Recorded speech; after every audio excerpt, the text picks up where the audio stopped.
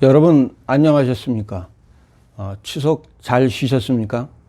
추석 기간 중에 여러분들께 기쁜 소식 하나 있었죠. 다름 아닌 조국의 오촌 조카 조범동이 입국해서 전격 체포돼서 지금 검찰에서 조사를 받고 있다는 것입니다.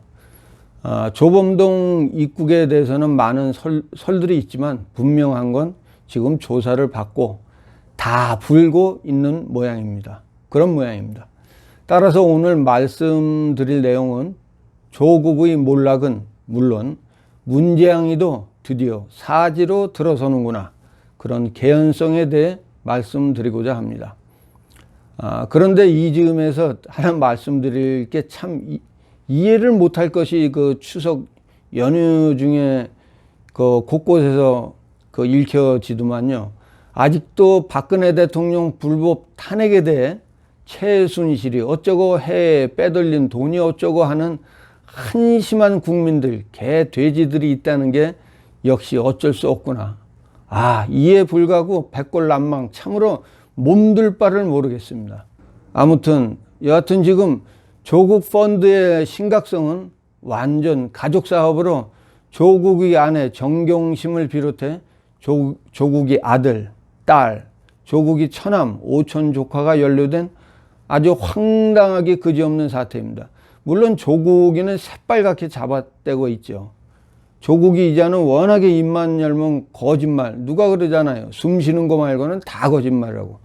참 뻔뻔하기가 낯짝에 털도 안 날 생가죽입니다. 더욱이 가증스러운 게 그렇게 독야청청해서 자기는 아주 깨끗한 척, 남을 험담하고 법학을 전공했다는 자가 법 위에 군림하고 법 자체를 훼손하는 망국이 지금 되어가고 있다는 것입니다. 망국입니다. 망국. 조국이 아니라. 아무튼 본인이 한 말은 고스란히 본인한테 돌아갈 것입니다. 여기에서 그 조범동의 혐의 내용을 보면은 그 혐의 내용이 참 용어도 어렵습니다. 특정 경제범죄 가중처벌법상 횡령 혐의입니다. 수사가 어떻게 진행될지는 두고 볼 일이지만 조범동의 갑작스런 입국과 검찰 조사는 검찰의 회유와 종용이 있지 않았을까. 또 그리고 조범동 자신의 심경 변화로 전격적으로 이루어진 것이 아닌가 추측해 봅니다. 앞서 두 사람에 대한 검찰의 그 영장 청구도 있었죠. 근데 모두 기각이 됐습니다.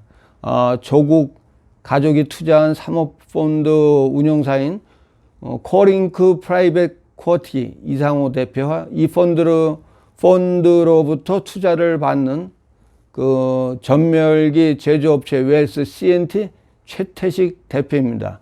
제가 왜 이 말씀을 드리냐 하면은 그 영장이 기각되는데 영장 기각 사유를 보면 다른 내용은 차치하고라도 한 가지 사실은 분명히 있습니다.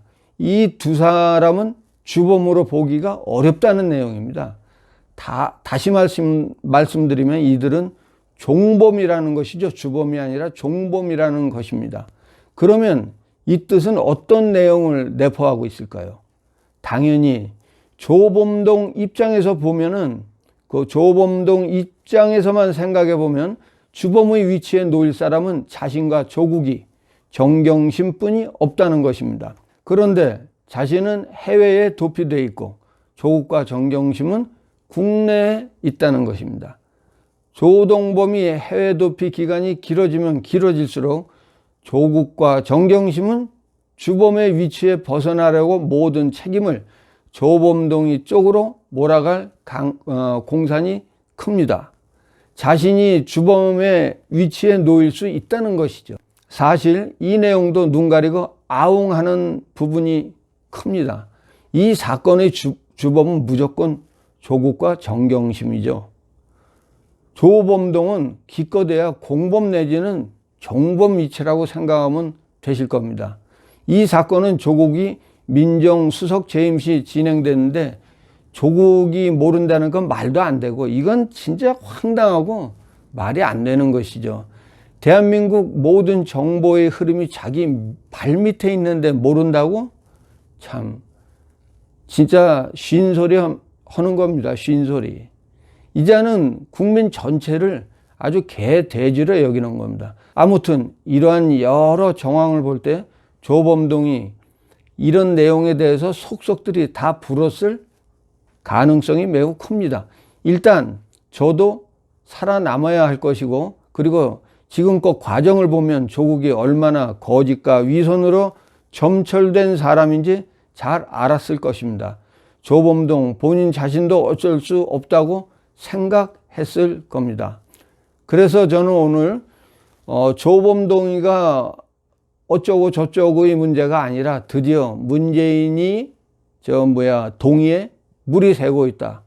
아니면 뚝에 구멍이 났다. 뻥 뚫려갖고 기반이 무너지고 있다. 잘하면 올해 안에 개 패대기 칠 수 있겠다라고 즐겁고 희망에 부푼 생각도 해봅니다. 이제 조국과 윤석열, 다시 말씀드려 조국과 검찰의 힘겨루기가 아닌 전면전이 시작됐다고 보는 게 옳습니다. 지금 뜬금없이 조국이가 공보 준칙을 강화하려는 등 18일로 예정된 법무부와 당정협의회에서 피의 사실을 제한하는 등 자기 부인을 포토라인에 세우지 않으려 잔머리를 굴리고 있습니다. 한마디로 일개 법무부 장관 나부랭이가 자기 부인을 포토라인에 세우지 않으려고 대한민국 사법을 농단하고 있는 것이죠. 또한 이에 앞서 조국이는 지난 14일 김흥영 전 검사의 묘소를 참배하고 검찰의 조직문화 개혁을 하겠다고 주장한 바 있습니다. 여기에서 보면 조국은 자기의 난국을 타개하려고 무언가 새로운 칼자루를 쥐기를 열망하고 있는 거죠. 다시 말해 검찰 개혁을 앞세워 검찰을 무력화시켜 위기를 모면하고자 하는 것입니다. 여기에 덧붙여 여당도 여차하면 공멸할 수 있다 하는 위기감에 동조해서 생쇼를 하는 겁니다. 모르긴 몰라도 조국이 사모펀드 전모가 밝혀지면 연관된 자들이 수두룩하게 나올 겁니다. 문재인 정권의 게이트로 발전될 소지가 있습니다. 따라서 이런 사태가 심각한 것은 국가의 정보를 유통하는 과정에서 공직자가 해야 하지 말아야 되는 행위를 저지르는 것입니다. 이 모든 사업은 국책 사업으로 막대한 국가의 예산이 투입됩니다. 이런 막대한 국가의 예산이 투입되는데 이 정보 유통의 정점에 있는 자들이 지위를 이용해서 취득된 정보를 악용해서 독점적으로 나라 돈을 헤쳐먹는다는데 그 심각성이 있습니다. 국가에 대한 국민의 신뢰가 완전히 무너지는 겁니다. 이 문제에 관해서는 서울시장 박원순이도 본인이 재가를 한 사람이니까 앞으로 단단히 준비하고 있어야 할 것입니다. 물론 당연히 호구짓을 한 문어봉이는 당연한 거고요. 내려와야죠. 빨리 내려올수록 좋습니다. 이 사태를 보면 아마도 나중에 가을밭에 고구마 줄기 당기듯이 아주 생고구마들이 그 사모펀드와 연결돼 갖고 줄줄이 딸려 나올 것입니다. 시체말로 줄줄이 사탕입니다. 지금 조국과 검찰은 난타전을 벌린다 할 수도 있습니다. 조국은 조국 자신과 조국 자신의 집안, 그 집안이 진짜 멸문당할 수도 있고, 검찰은 검찰 조직의 붕괴, 밀면 죽는 한판입니다. 이제 서로가 시쳇말로 개 작두에 올라탄 겁니다. 삐끗하면은 다칩니다. 크게 다칩니다. 개인적 바람입니다. 둘 다 물러서지 말고 대갈박이 깨지게 싸웠으면 합니다. 오영부영 봉합하면 안 됩니다. 그냥 끝까지 둘이 싸우십시오. 그래서 이제 이 정권 붕괴도 머지 않았나 생각합니다. 올해 아니었으면 더욱 좋겠고요. 그래서 조범동이 문제가 아닌, 더 나아가 조국의 사모펀드 문제는 이 정권의 몰락과 붕괴의 계기가 될 수 있다. 그 단초가 될 수 있다는 관점에서 또 다르게 말씀드려 봤습니다. 사악하고 교활한 종북 문재인 정권이 끝장나길 바라며 오늘 여기까지 하겠습니다. 시청해 주신 여러분들 대단히 감사합니다.